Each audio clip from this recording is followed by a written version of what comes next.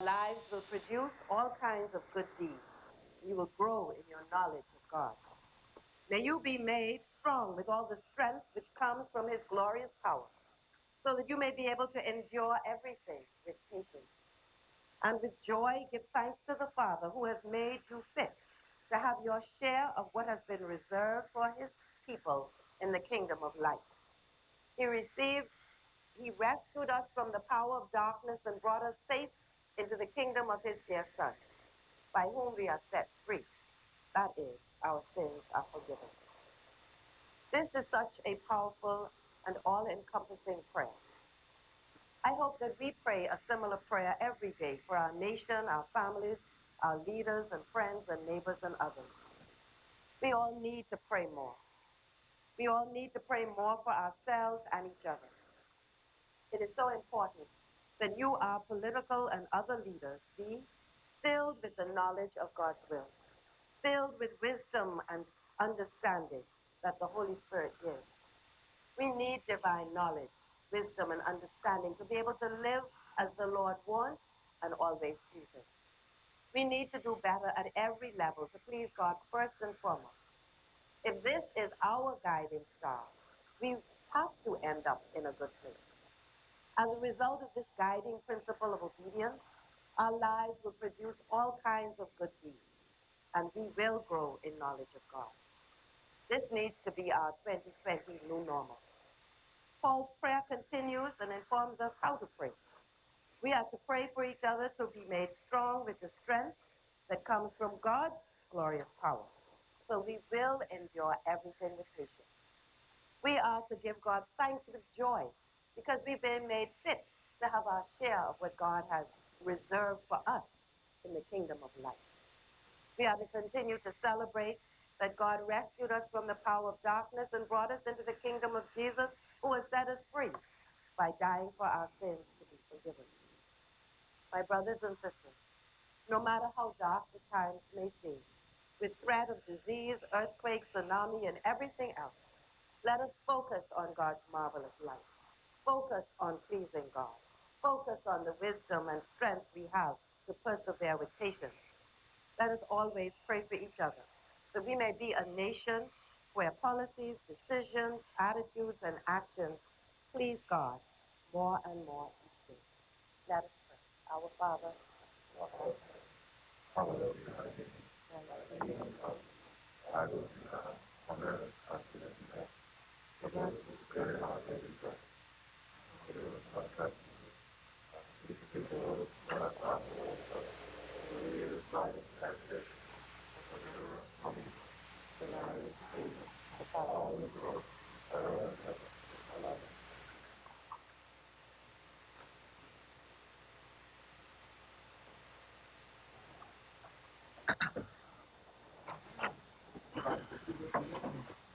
Peter Spencer, Simonette, Desmond Bannister, Renwood Wells, Jeffrey Lloyd, Dr. Dwayne Sands, Marvin Dames, Frankie Campbell, Lucio de Aguilar, Michael Fitzard, Darren Henfield, Jamal Ferrer, Tanisha Rose, Renzo Rose, Ellsworth Johnson, Philip Davis, Vaughn Miller, Patricia Parker Edstrom, Hiram Lewis, Carlton Bolag, James Aldrich, Travis Robinson, Adrian Gibson, Donald Saunders, Frederick McAlpine, Hank Johnson, Mark Hume, Michael Folk, Miriam Reckley Emmanuel, Reese Chipman, Ruben Raming, Ricky Mackey, Shannon Dawn Cartwright, Chanel Ferguson, Glennis Hannah Martin, Price Belfort, Chester Cooper.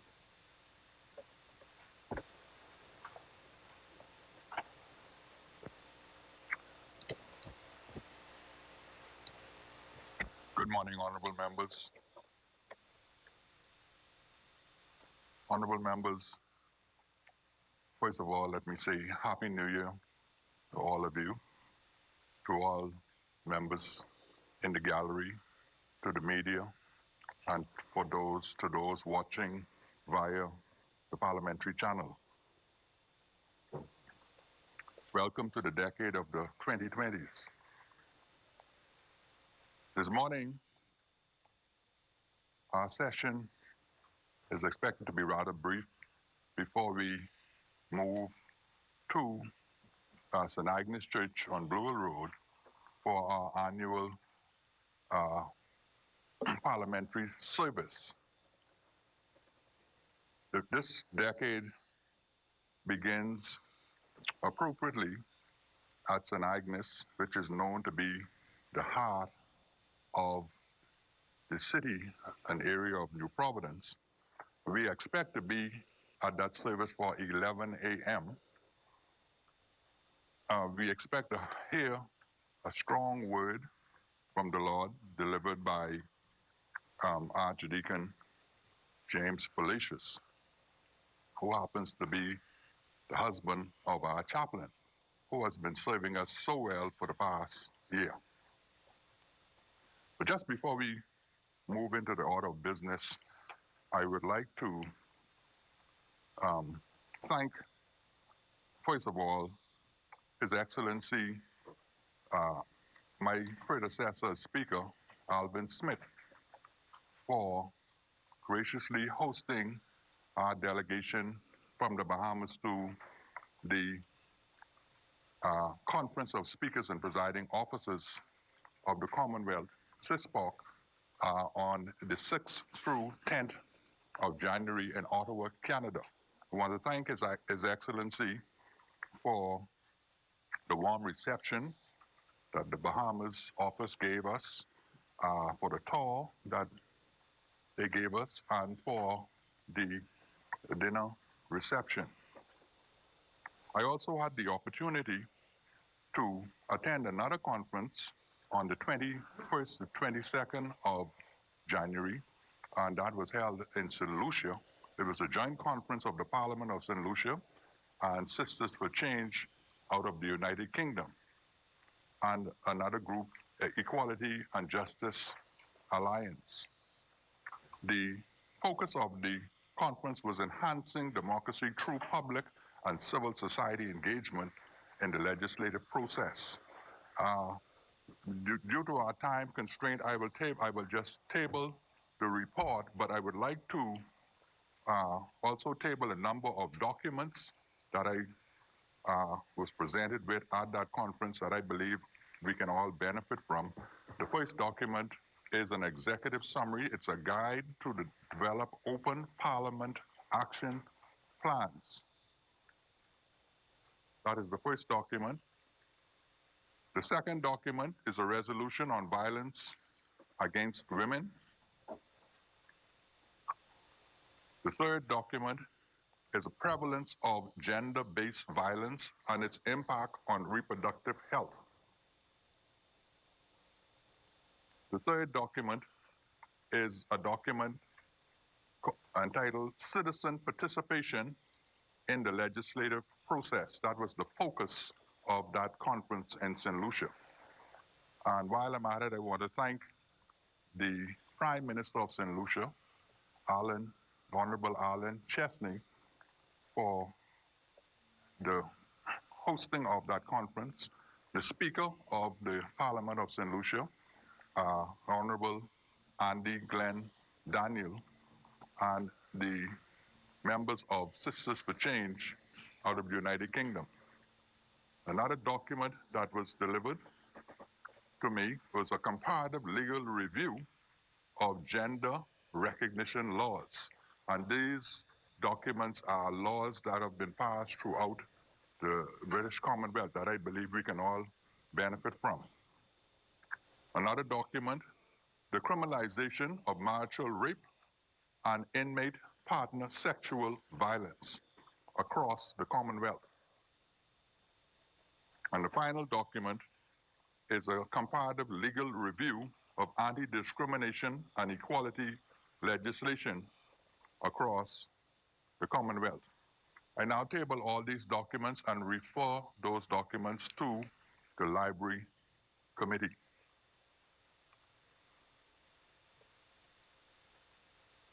Introduction and swearing in of new members.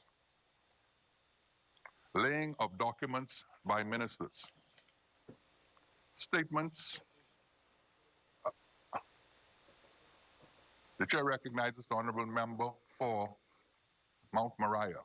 Yes, good morning, Mr. Speaker. Mr. Speaker, beg leave to lay on the table of the House a copy of the following: the National Crime Intelligence Agency Act 2019, appointed date notice 2019.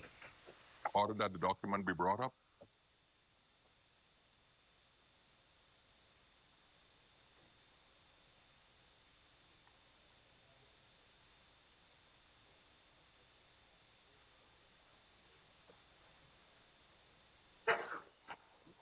Order that the document do lie on the table. Further laying of documents by ministers. The chair recognizes the honorable member for East Grand Bahama. Thank you, Mr. Speaker. Mr. Speaker, I beg leave to lay on the table of the House a copy of the following: the Central Bank of the Bahamas demonetization of 1 cent coin, notice 2010. Order that the document be brought up.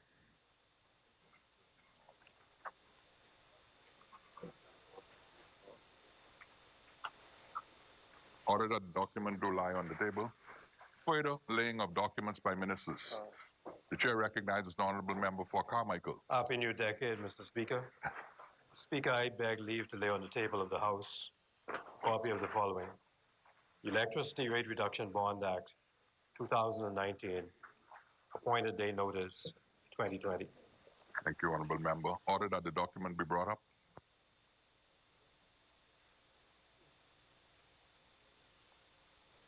Order that the document do lie on the table. Further laying of documents by ministers. The chair recognizes the honorable member for East Grand Bahama. Thank you, Mr. Speaker. Mr. Speaker, I beg leave to lay on the table of the House the Bahamas Registered Stock Act, Chapter 362, the Bahamas Registered Stock Direction 2019, Bahamas Registered Stock Number 3, 2039 and 2049. Thank you, honorable member. Order that the documents be brought up.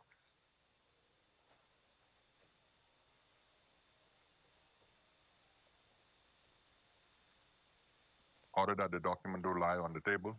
Further laying of documents by ministers. The chair recognizes the honorable member for East Grand Bahama. Thank you, Mr. Speaker. I beg leave to lay on the table of the House the Bahamas Registered Stock Act, Chapter 362, the Bahamas Registered Stock Direction 2020, Bahamas Registered Stock 2023, 2025, 2027, 2030, 2040, and 2050. Order that the documents be brought up.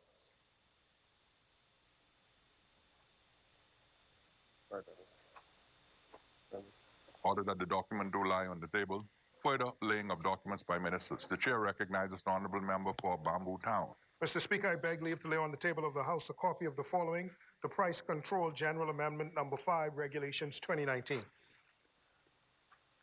Order that the document be brought up.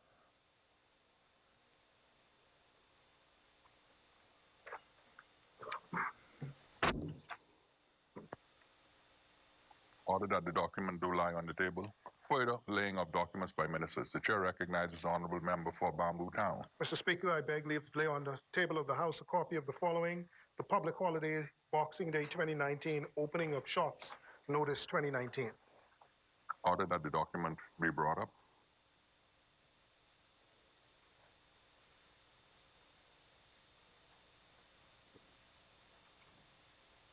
Order that the document do lie on the table. Further laying of documents by ministers. The chair recognizes the honorable member for Bamboo Town. Mr. Speaker, I beg leave to lay on the table of the House a copy of the following: the Public Holidays New Year's Day 2020, Opening of Shops, Notice 2019. Order that the document be brought up.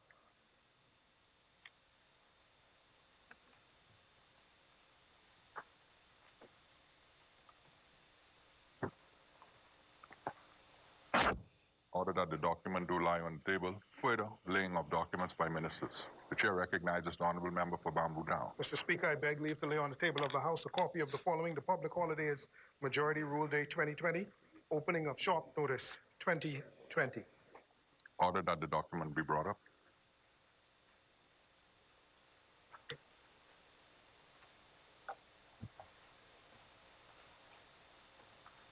Order that the document do lie on the table. Further laying of documents by ministers.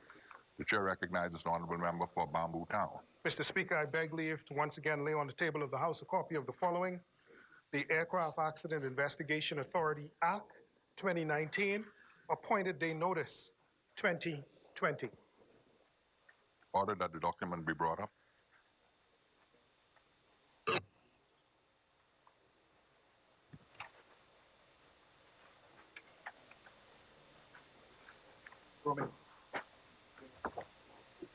Order that the document do lie on the table.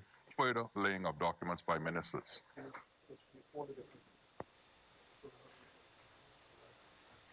Honorable members, I now lay, the chair recognizes the honorable member for Marathon. Mr. Speaker, I beg leave to lay on the table of the House a copy of the following. The Bahamas Protected Areas Fund Amendment Act 2019, Appointment Day Notice. Order that the document be brought up. Get up this up a little bit.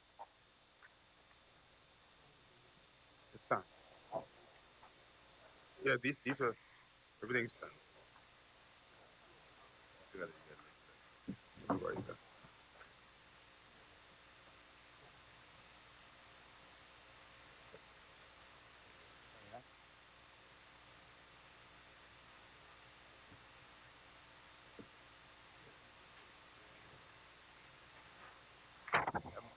Order that the document do lie on the table. Further laying of documents by ministers, the chair recognizes the honorable member for Marathon. Thank you, Mr. Speaker. Beg leave to lay on the table of the House a copy of the following. The Ministry of Environment Act 2019, Appointment Day Notice 2020. Order that the document be brought up.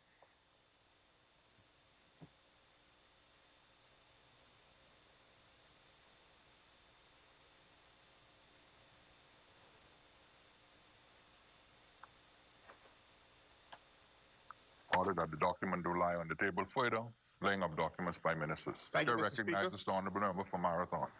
Beg leave to lay on the table of the House a copy of the following. The Environmental Planning and Protection Act 2019, Appointment Day Notice 2020. Order that the document be brought up.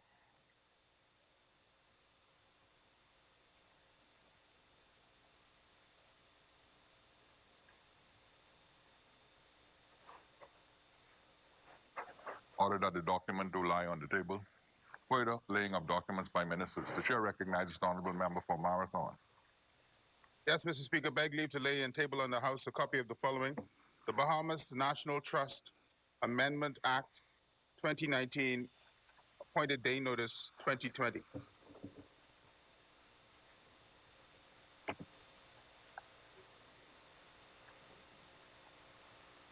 Thank you. Order that the document be brought up. Order that the document do lie on the table. Honorable members, I now lay on the table a summary report for the 25th Conference of Speakers and Presiding Officers of the Commonwealth, CISPOC, held in Ottawa, Canada on the 6th through 10th of January 2020. And the report of the conference in St. Lucia,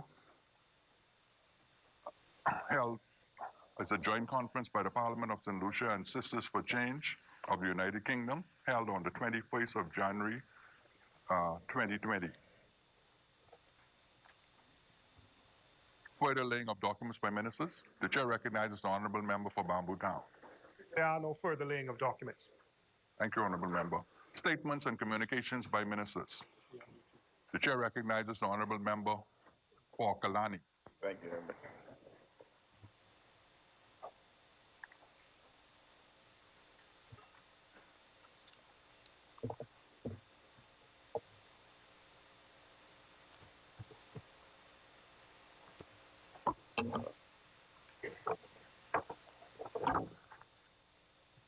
Thank you very much, Mr. Speaker. Mr. Speaker, I thought it appropriate as the substantive Minister for the Ministry of Disaster Preparedness, Management and Reconstruction that I give a communication to the Honorable House on the earthquake in our region yesterday. NEMA announced last evening that the Pacific Tsunami Warning Center, PTWC, advised that a powerful 7.7 magnitude earthquake occurred 83 miles northwest of Montego Bay, Jamaica, at approximately 2:10 p.m. on Tuesday, January 28, 2020. at the depth of 6 miles, which was felt in New Providence around 2:15 p.m. Within the region, the earthquake was felt in the Cayman Islands, Jamaica, Haiti, Cuba, and the Bahamas. It was also felt in parts of Miami, Florida, in the United States. And according to the U.S. Geological Survey, the earthquake hit at 2:10 p.m. The survey noted that the epicenter was located in the Caribbean Sea. According to some reports, the quake caused strong to severe shaking in northwest Jamaica. I wish to note, Mr. Speaker, that I spoke with the Prime Minister of Jamaica, the Most Honorable Andrew Holness, yesterday following the earthquake, and he has reassured me that Jamaica is doing well and sustained no damage. There was also moderate shaking on Cayman Island, and the Associated Press reported that some roads cracked in the Cayman Islands. I also wish to note, Mr. Speaker, that I would have also had communication with the Premier in the Cayman Islands, and he too had assured me that the Cayman Islands had sustained no major damage or life lost. I note that there are no reports of injuries of Bahamian students in Jamaica and students in Santiago and Manzanillo in Cuba. We are still awaiting the from Guantanamo in Cuba. Mr. Speaker, the Cabinet Office announced that due to tremors felt in buildings on East Bay Street and Shirley Street, in an abundance of caution, government buildings were closed around 3 p.m. yesterday.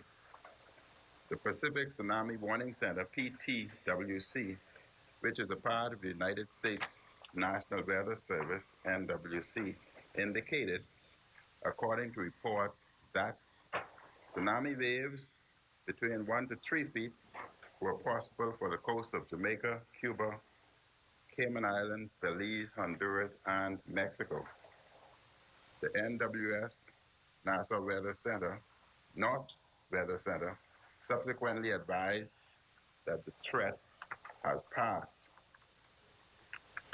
NEMA and the lead agency, Mr. Speaker, the Bahamas Department of Meteorology, will be carefully monitoring any further earthquake advisories and tsunami threat messages from the PTWC, Pacific Tsunami Weather Center, and will advise the public accordingly. The Speaker advised the House that if there is an earthquake-generated tsunami and a threat to the region, including the Bahamas, the Pacific Tsunami Watch Center in Hawaii issues Tsunami Watch Information Statement Bulletins to the Bahamas Department of Meteorology, which is the National Tsunami Warning Focal Point. The Met Department then notifies the Director of the National Emergency Management Center, NEMA, who will in turn activate the National Response Procedures from the Standard of Operating Procedures. The Director of NEMA, Mr. Speaker, is also responsible for notifying the Secretary to the Cabinet, the Prime Minister, the National Disaster Committee, local government, Family Island administrators, and the Caribbean Disaster Emergency Management Agency, SEDEMA. The Model Tsunami Warning Protocol demonstrates the process by which information concerning a tsunami event is gathered, analyzed, and disseminated. The vulnerable communities are notified and alerted via NEMA's communication arm and other channels, including the local media. In recent years, NEMA has been involved in Caribbean tsunami exercises, which evaluated the national protocol, local tsunami response plans, increased tsunami preparedness, and improved coordination throughout the region. Protocols, Mr. Speaker, will continue to be monitored and adjusted as necessary. And going forward, our building codes may also have to take into consideration the impact of the effects of earthquakes in the region. Mr. Speaker, today, the Bahamas is not officially within the earthquake zone. However, it is essential for us to liaise with the relevant agencies, both regional and international research centers, so as to make determination whether amendments are required or amendments are necessary to include the Bahamas within the earthquake zone. And Mr. Speaker, if such amendment is necessary, then it would be essential for the Bahamas to relook at its building codes and with international assistance make the necessary amendments to our building codes. I will communicate to the House and to the Bahamian people any additional information as events occur. I thank you very much, Mr. Speaker. Thank you, Honorable Member. Honorable Member, are you tabling? Order that the communication be brought up.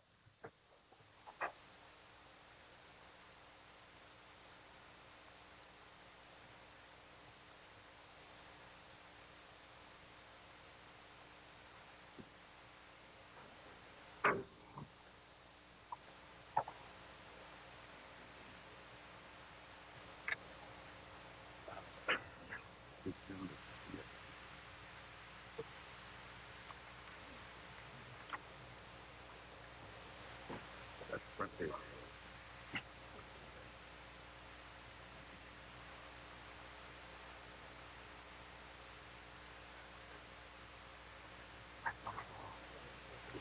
Okay. Order that the communication do lie on the table.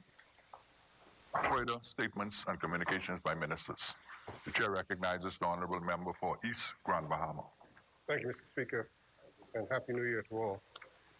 Mr. Speaker, I'd like to give a communication on the 2019-2020 supplementary budget statement.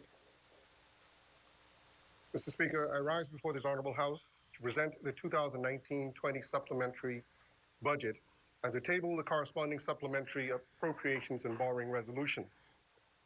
3 months ago, Hurricane Dorian significantly changed the course of our lives. Characterized as the second strongest storm to ever cross the Atlantic Ocean, this catastrophe was nothing like we had ever seen before. After the devastation caused by the monster storm was concentrated in the islands of Abaco and Grand Bahama, its broader socioeconomic severity has rattled the very core of our nation and people. As assessment reports have disclosed damages and losses in the neighborhood of $3.4 billion, the utter destruction this storm has left has altered the current and prospective medium-term economic and fiscal outlook for our country, requiring an unprecedented response from the government. Governments have a key role to play in disaster recovery and building, and while we have begun this work in earnest, it is important that we carefully assess and articulate how such developments will impact our fiscal situation. This is especially the case given our commitment to achieving fiscal and debt sustainability as mandated by our Fiscal Responsibility Act. Therefore, the government is presenting the extraordinary and unexpected fiscal impacts of Hurricane Dorian as a supplementary budget so that the Bahamian people are made fully aware of exactly how the government intends to address the challenges which have emerged. The supplementary appropriations outline both the expected revenue losses arising from the hurricane, together with the increases in the recurrent and capital expenditure allocations necessary to deal with the emerging restoration and rebuilding activities on the islands of Abaco and Grand Bahama. The supplementary budget book provides to this honorable House, will be provided to this honorable House, presents the expected revenue loss for this fiscal year by the respective revenue categories which underlay the adjusted revenue budget for fiscal year 2019-2020. It details the additional capital and recurrent expenditure arising from Hurricane Dorian, as well as several other policy imperatives. As these impacts are multi-year, the medium-term forecast has been extended by 1 year and revised through to 2022-2023. In circumstances like this, facing substantial revenue loss and significant new expenditure requirements, governments are compelled either to raise additional funds through greater taxation or through increased borrowing in the near term. The government has determined that additional taxes would not be optimal at this time, given the substantial impact of Dorian to our economy and the need to maintain private consumption levels. Accordingly, and very conscientiously, the government has decided to fund the revenue loss and expenditure requirements through additional borrowings. Thus, I'm also tabling a new borrowing resolution for authorization to borrow beyond the $72.4 million, which excluded the $628 million for refinancing of maturing debt, approved at the time of the 2019-2020 budget communication in May of last year. Mr. Speaker, as I mentioned during the tabling of the 2019 fiscal strategy report in November, we anticipate that total revenue for fiscal year 2019-2020 will now be reduced by $232.6 million due to revenue losses and revenue foregone from VAT, business license fees, customs, and a number of other taxes in the hurricane-affected islands. It is important to remind this House that given the magnitude of the impact of Dorian on the islands of Abaco and Grand Bahama, the government unveiled an unprecedented package of tax incentives and concessions as a key part of the establishment of the Special Economic Recovery Zone, or SEERS. I know that members opposite, like all Bahamians, that this was and is the right thing to do. However, the impact of those much-needed tax concessions for those islands means that over $200 million in tax revenue is being deliberately and conscientiously foregone. This is being done so that the government is doing as much as it reasonably can to aid the speedy recovery and restoration of those impacted communities. Thus, at year end, we project a revised aggregate revenue of some $2,395.6 million in fiscal year 2019-2020, as opposed to the $2,628.2 billion estimated at the time of the annual budget exercise. Given the total incremental spending that the government will have to undertake to initiate rebuilding and restoration efforts, we anticipate that total expenditure will increase to $3,073.1 million for fiscal year 2019-2020, in comparison to the $2,765 million initially budgeted and approved. Recurrent expenses are projected to be higher by $157.6 million, bringing the revised estimates to $2,687.6 million. Of this total, approximately $82.7 million is associated with Hurricane Dorian expenses, which include $23.1 million in costs associated with cleanup activities, $12.9 million to facilitate food and accommodation assistance programs, $11.4 million to fund the extension of the unemployment benefits to eligible persons, $11.1 million in allowances for affected public staff, $5.4 million for the acquisition of supplies and materials, a $1.5 million allocation to the new Ministry of Disaster Preparedness, Management, and Reconstruction, and the remaining $17.3 million allocated to primarily cover contingencies, consultancy services, security, and other costs. This spending has and will facilitate a number of social assistance measures on the government's part. For example, the government has aided with rental assistance to evacuees from both Grand Bahama and Abaco, provided accommodations to hurricane victims by way of shelters, food assistance to victims outside of the shelters, and has also extended its national lunch benefit to displaced students that relocated to schools in New Providence.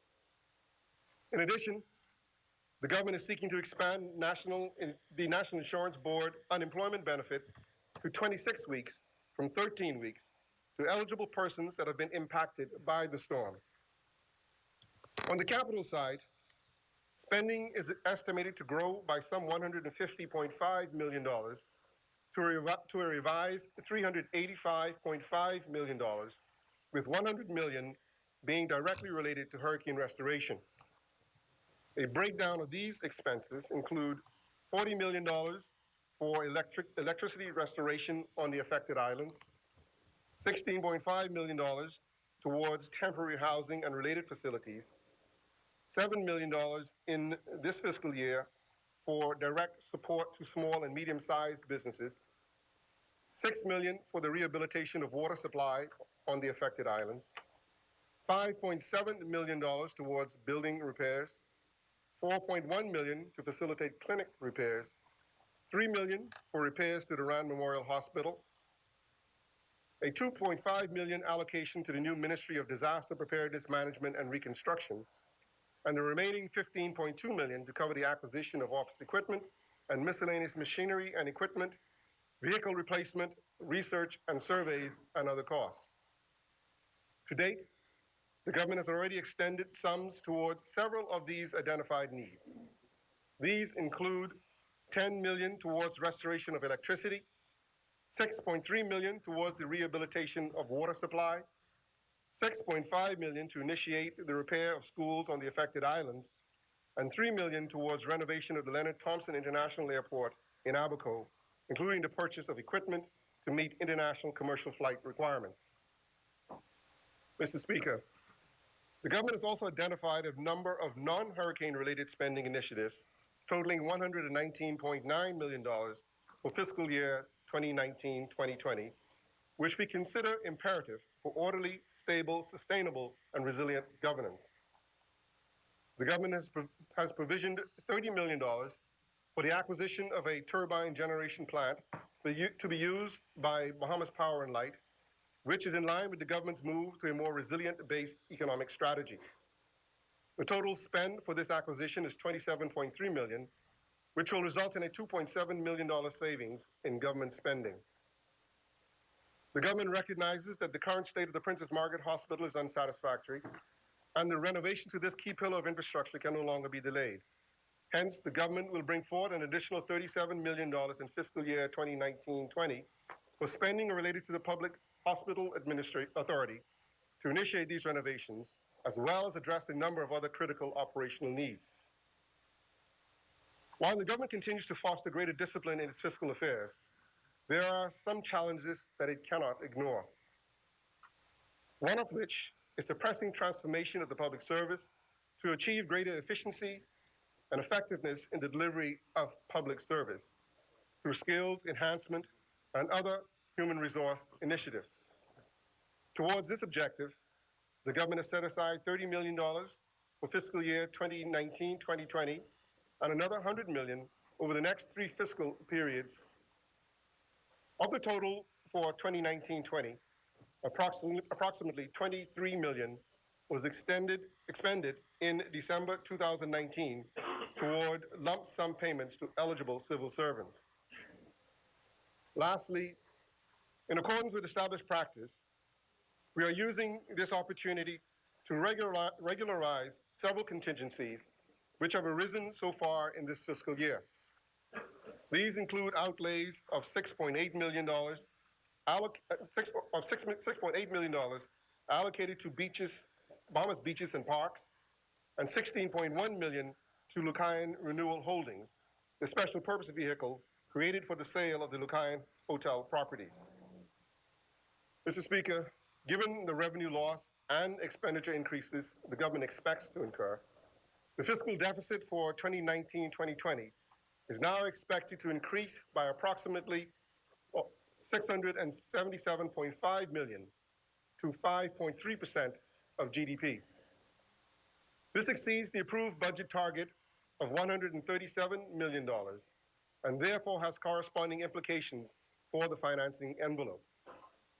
To cover the costs associated with the hurricane and the spending imperatives previously outlined, the government will now require new financing in the sum of some $507.9 million. It is the government's intention to source these funds through a number of potential facilities, including the $100 million IDB contingent credit line, of which $80 million is likely to be drawn down, a $50 million loan from the Caribbean Development Bank, up to $200 million and a club loan from a consortium of domestic bank lenders, and the remaining $177.9 million will be sourced by way of other instruments. These sources, which I've identified, will be supplemented with $20 million from the Dormant Account Fund and the $12.8 million payout from the Caribbean Catastrophic Risk Insurance Fund, which together with the $507.9 million in borrowing will cover the $540.7 million required in new financing. Today, I will be presenting a draft resolution for the $50 million policy-based loan from the Caribbean Development Bank, which I mentioned as a part of the list of potential financing options for the government. This facility is intended to provide financial support to hurricane recovery, as well as to maintain ongoing reforms.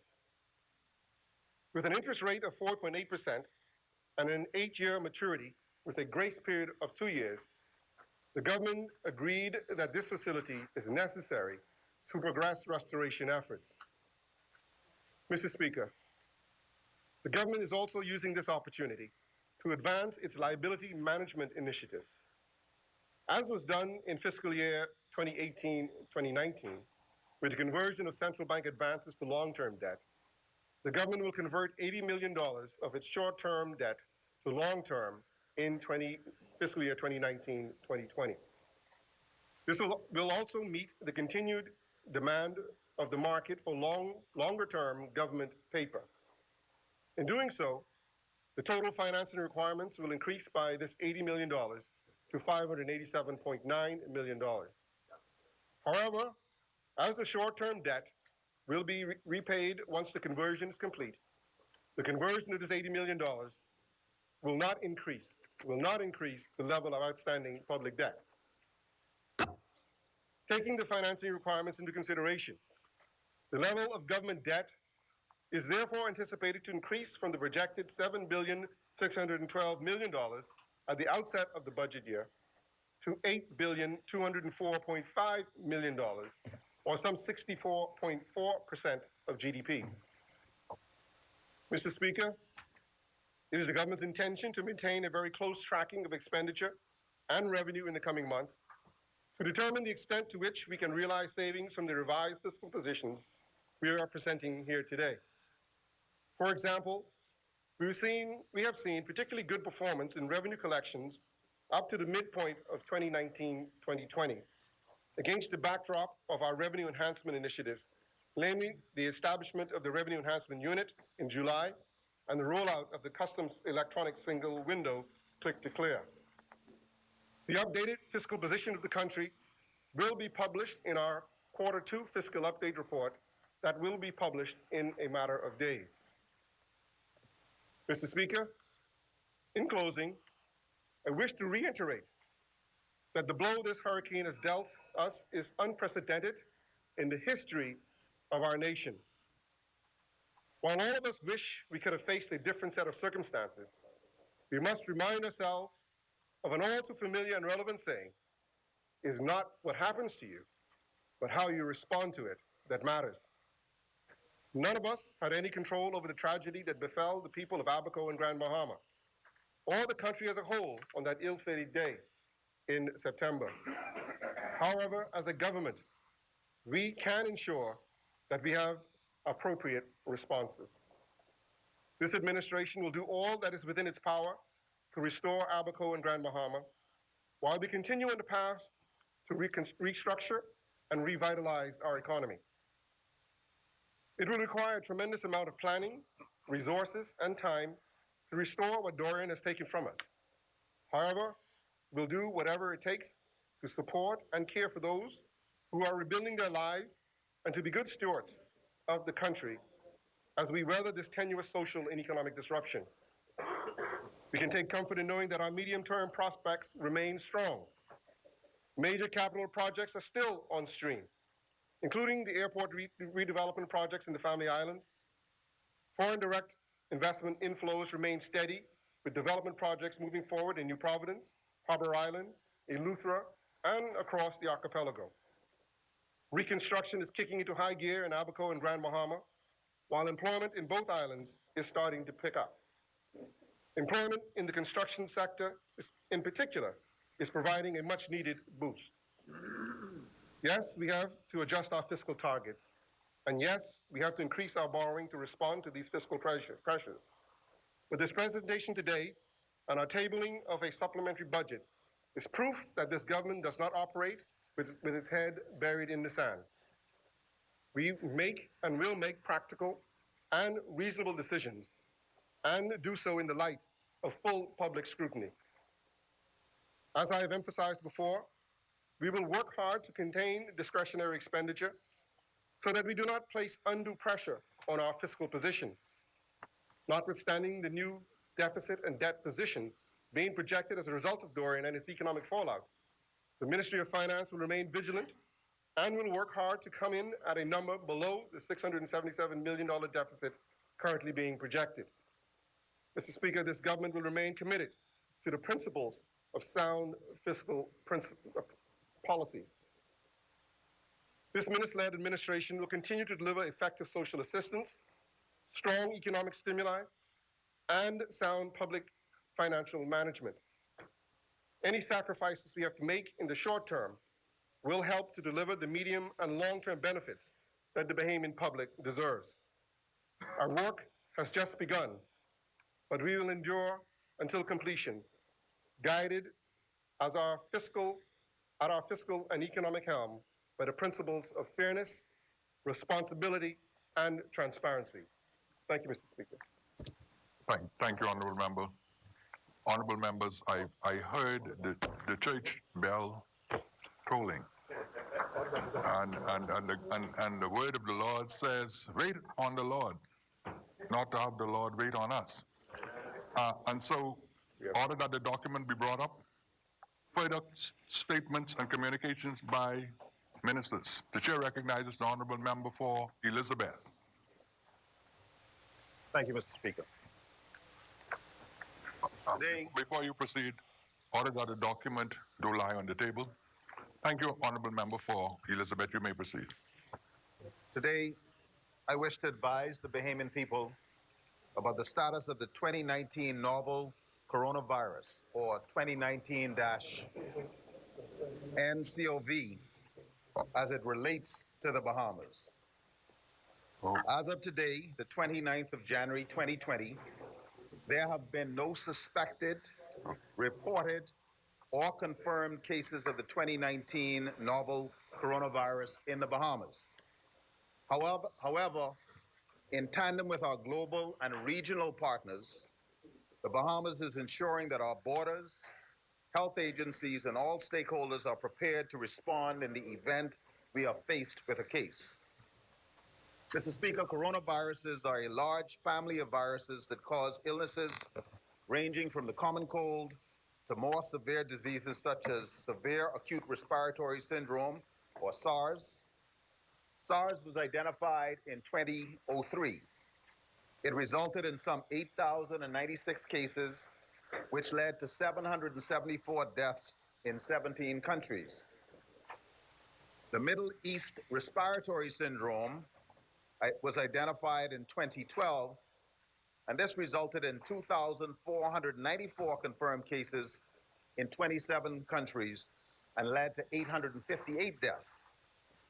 These viruses are zoonotic, meaning that they are usually seen in animals and transmitted to people to cause diseases.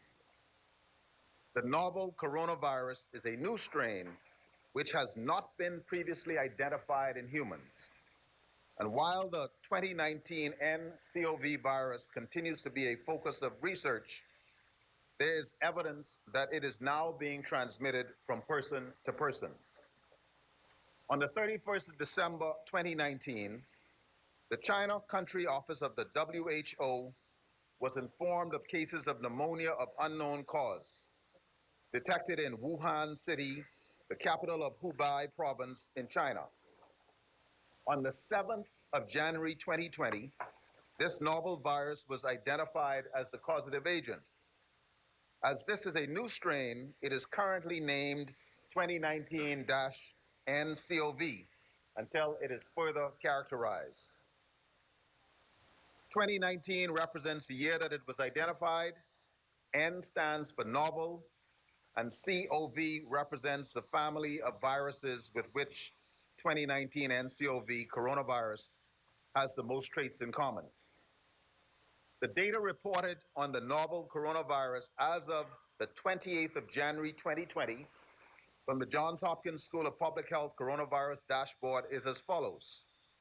Globally, there are some 6,057 cases of 2019 NCOV infections confirmed, with 132 deaths. On mainland China, there are 5,970 confirmed cases, and all of the deaths have been in China. Outside of China, there are 87 confirmed cases in 17 countries. WHO has advised that the current risk assessment level in China is considered very high, and at the Western Pacific, regional, and global levels, they are considered high. As a result of the rapid spread to other countries, including our neighbors, the United States and Canada, concern regarding the further spread of this novel virus to the Bahamas is a reality. The global nature of travel and trade increases the risk of rapid transmission around the world in a very short time, which can result in a pandemic. Even one case of this novel coronavirus entering the Bahamas will be detrimental to the very fabric of our country, impacting all sectors. Building on the foundations of our preparedness efforts for SARS, H1N1, and Ebola, the Ministry of Health is able to promptly jump into action to prepare for 2019 NCOV and has been meeting and planning our response from early last week.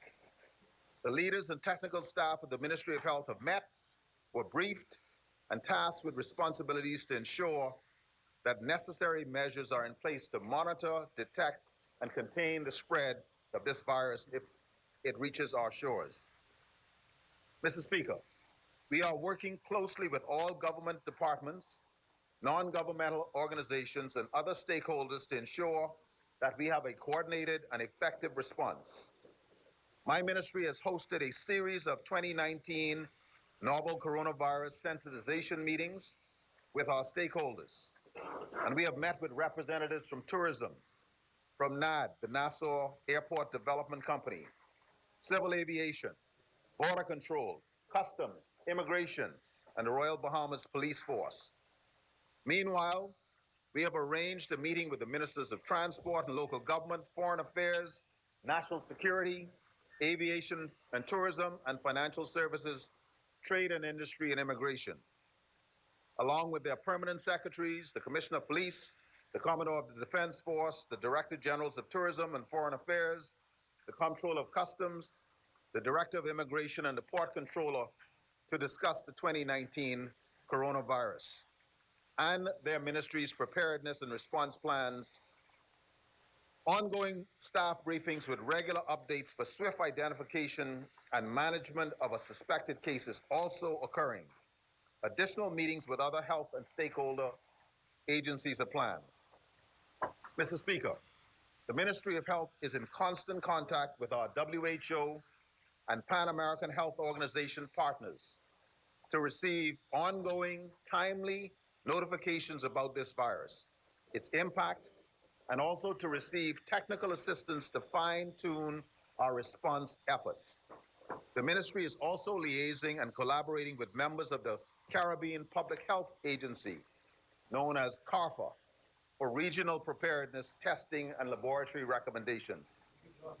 Consultation with the Centers for Disease Control in the United States is also ongoing. Mr. Speaker, currently, the WHO does not recommend any restriction of travel or trade amongst nations. Hence, the Ministry of Health recommends that persons who must travel in that region take precautions to protect themselves by avoiding direct contact with sick people and products that come from animals. Be diligent. Pay attention and equip yourself with travel advisory information related to the 2019 novel coronavirus before you travel, and be minded that this is changing rapidly. If during or after your travel, symptoms of respiratory illness are experienced, you are encouraged to immediately contact a medical provider who will guide you as to the next steps. Be ready to give your full travel history to healthcare providers. All persons returning to the Bahamas from China will be monitored. If medical providers have questions, please contact the Disease Surveillance Unit at the Ministry of Health. As the information pertaining to this virus is constantly being updated, the Ministry of Health is ensuring that the public remains informed via traditional and social media. The aim is to provide families with the necessary information to protect their well-being. Mr. Speaker, ongoing surveillance of our borders is critical.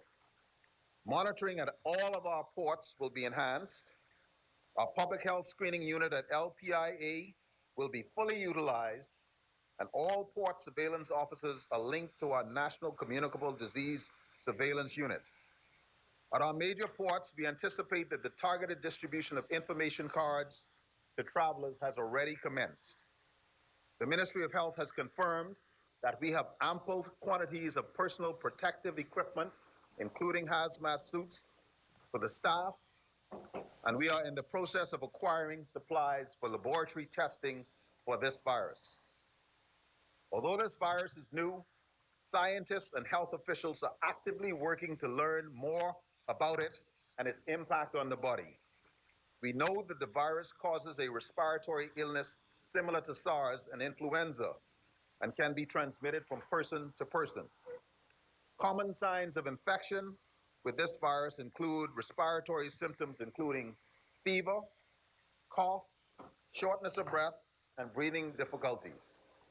In more severe cases, infection can cause pneumonia, severe respiratory distress, kidney failure, and even death. Standard recommendations to prevent the spread of this infection include frequent proper hand washing and use of hand sanitizer, covering the mouth and nose when coughing and sneezing, preferably with the elbow or sleeve, or coughing into your elbow, thoroughly cooking meat and eggs, and avoiding close contact with anyone showing symptoms of any respiratory illness, such as coughing and sneezing. Mr. Speaker, currently, there has been no vaccine which has been developed for prevention of this virus. Therefore, treatment is focused on management of symptoms. The WHO has published a document outlining interim guidelines to assist countries with preparing for and managing the coronavirus. This includes how to monitor for sick people, how to test samples, how to treat patients, how to control infection in health centers, how to maintain the right supplies, and public awareness information to educate the general public about the coronavirus. The Ministry of Health is utilizing this document and building on its existing national plans, which were implemented to address viruses such as SARS and influenza H1N1. Mr. Speaker, as I conclude, the Ministry of Health is ready to ensure the health protection of all residents and visitors to the Bahamas. Our aim is to be prepared for whatever potential health emergencies that come to our shores and to limit the effect on our population. Thank you, Mr. Speaker. Thank you, Honorable Member. Order that the communication be brought up. The Chair recognizes the Honorable Member for East Grand Bahama, I believe, quite a document to table. My apologies for moving so quickly. Yeah, Mr. Speaker, I'd just like to lay the supplementary budget draft estimate of revenue and expenditure 2019-2020. Thank you. Order that the document be brought up. Order that the report from the Minister of Health be tabled, to lie on the table. Order that the supplementary budget draft estimates of revenue and expenditure 2019-2020 to lie on the table. Further statements and communications by ministers. Communications by the clerk. Messages from the Governor General. Messages from the Senate. Motions for leave of absence, leave to resign seat, and new writs. Presentation of petitions. Presentation of reports of committees. Adoption of reports of committees. First reading of bills. The chair recognizes the honorable member for East Grand Bahama. Thank you, Mr. Speaker. Mr. Speaker, I beg leave to lay on the table of the House the Supplementary Appropriations 2019-20 Recurrent Account Expenditure Bill 2020. Order that the document be brought up.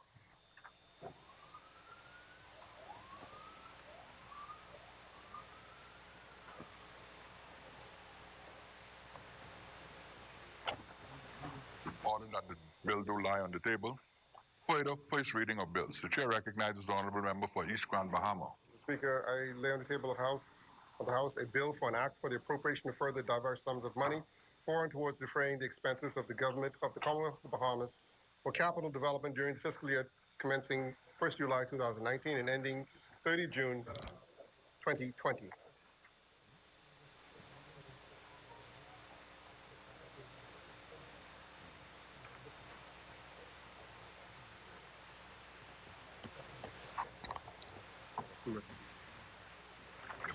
Give me the first.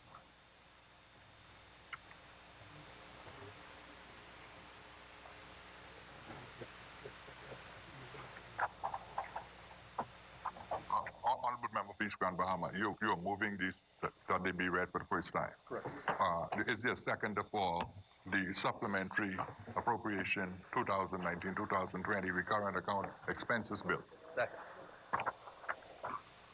Honorable members, it has been moved and seconded that the following bill be read for the first time.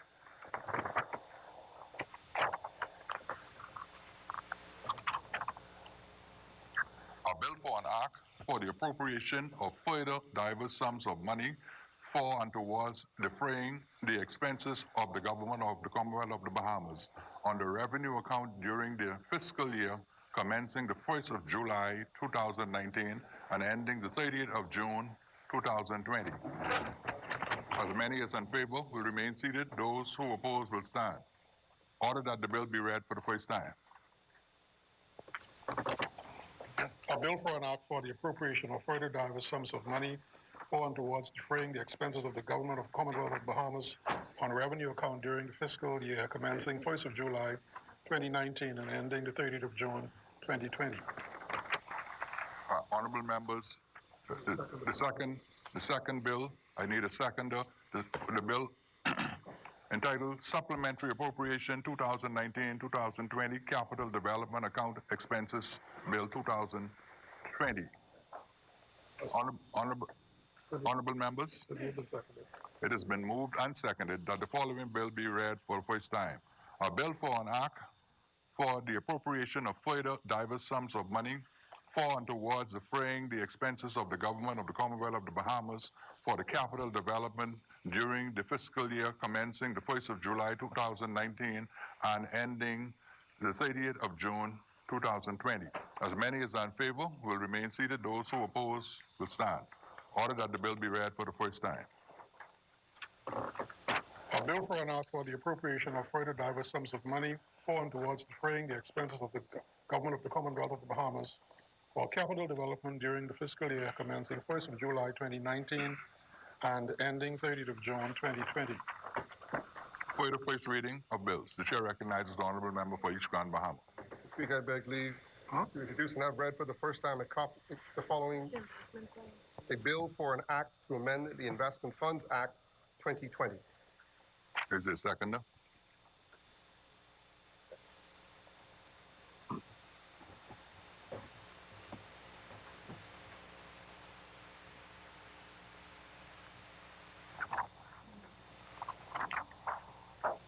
Honorable members, it has been moved and seconded that the following bill be read for the first time. A bill for an act to amend the Investment Funds Act 2020. As many as are in favor will remain seated. Those who oppose will stand. Order that the bill be read for the first time. Bill for an act to amend the Investment Funds Act 2020. For the first reading of bills. No further first reading. Second reading and committal of bills. None, Mr. Speaker. Committee of the whole House. Third reading and passing of bills. consideration of Senate amendments, resolutions, member statements, appointment of select committees, instruction to select committees, discharge of select committees, notices for future meetings. The chair recognizes the honorable member for East Grand Bahama. Thank you, Mr. Speaker. Mr. Speaker, I'd like to give notice of the following resolution.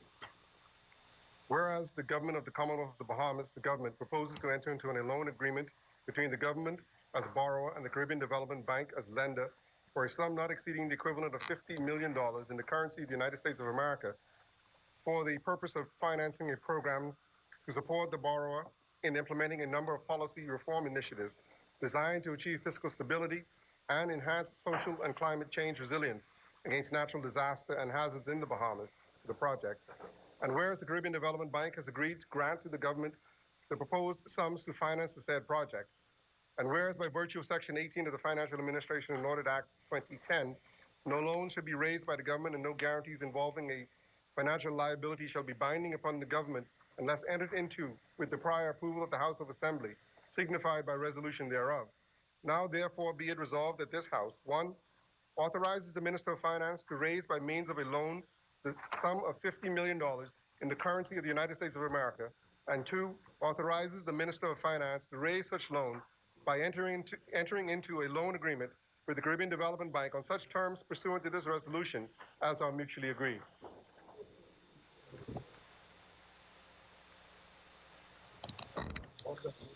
Order that the notice be brought up.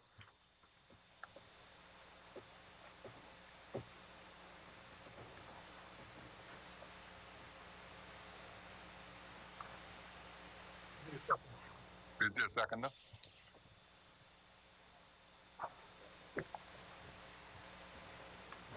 Honorable members,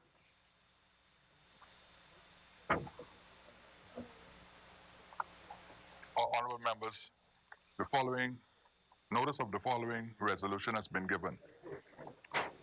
Whereas the government of the Commonwealth of the Bahamas, the government, proposes to enter into a loan agreement between the government as borrower and the Caribbean Development Bank as lender for the sum not exceeding the equivalent of $50 million in the currency of the United States of America, 50 million USD dollars, for the purpose of financing a program to support the borrower in implementing a number of policy reform initiatives designed to achieve fiscal stability and enhance social and climate change resilience or reliance against natural disasters and hazards in the Bahamas. The project now, therefore, be it resolved that this House, 1, authorizes the Minister of Finance to raise by means of loan the sum of $50 million in the currency of the United States of America, and 2, authorizes the Minister of Finance to raise such loan by entering into a loan agreement with the Caribbean Development Bank on such terms pursuant to this resolution as are mutually agreed. Order that the notice to lie on the table. Further, notices for future meetings. The chair recognizes the honorable member for East Grand Bahama. Mr. Speaker, I give notice of the following resolution. Whereas Article 129(1) of the Constitution requires the Minister of Finance before the end of each financial year to cause to be prepared annual estimates of revenue and expenditure for public services during the succeeding financial year, which shall be laid before the House of Assembly, and which estimates have been laid before the House of Assembly. And whereas in September 2019, Hurricane Dorian created significant damage to the infrastructure and personal property of residents of Abaco and Grand Bahama, and whereas the government has found it necessary to undertake additional borrowing to finance Hurricane Dorian recovery and reconstruction efforts and to cover lost revenue, and whereas Section 4 of the Bahamas Registered Stock Act, Chapter 362, prescribes the conditions under which the Minister of Finance may borrow any sum of money or part thereof by the creation and issue of registered stock, and whereas from time to time the House of Assembly has approved borrowing by way of loan agreements with banks to finance approved expenditure, and whereas by Section 18 of the Financial Administration and Audit Act 2010, number 26 of 2010, it is provided that no loan shall be raised by the government and no guarantee involving a financial liability shall be binding upon the government unless entered into with the prior approval signified by resolution of the House of Assembly thereof. Now, therefore, be it resolved that this House, 1, authorizes the Minister of Finance to raise by way of loan or loans the sum of $587,900,000 in aggregate in such currency as the minister may determine. 2, authorize the minister to raise such amounts by way of A, creation and issue of registered stock under Section 4 of the Bahamas Registered Stock Act, Chapter 362, B, loan agreements with banks, including commercial banks, on such terms as are mutually agreed, and C, provided that the aggregate increase in sums owed by the government from amounts borrowed under paragraphs A to B do not exceed the sum of $587,900,000 in the currency of the Commonwealth of the Bahamas, inclusive of the drawdowns under the Inter-American Development Bank Contingent Credit Line for natural disaster emergencies, and after offsetting debt amortization on such amounts as may be necessary to amortize or refinance existing debt, and the House of Assembly receives communication from the Minister of Finance at the earliest opportunity after their apportionment among paragraphs A and B, and 3, approves the proceeds of said loans being used for the purposes of covering revenue losses and defraying expenditure for recovery and reconstruction efforts as a result of Hurricane Dorian. Order that the notice be brought up.